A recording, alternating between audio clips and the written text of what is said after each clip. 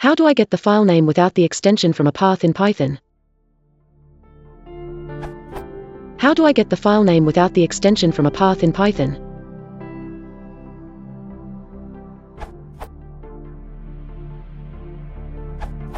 Python 3.4 plus. Use pathlib.pathstem.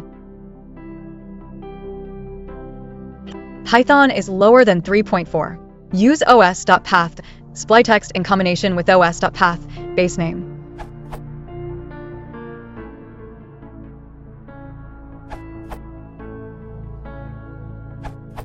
You can make your own with. Important note, if there is more than one dot in the file name, only the last one is removed. For example,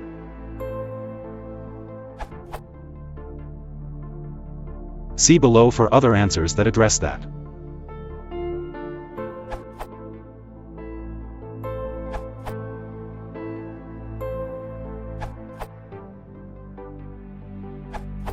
In Python 3.4 plus you can use the pathlib solution.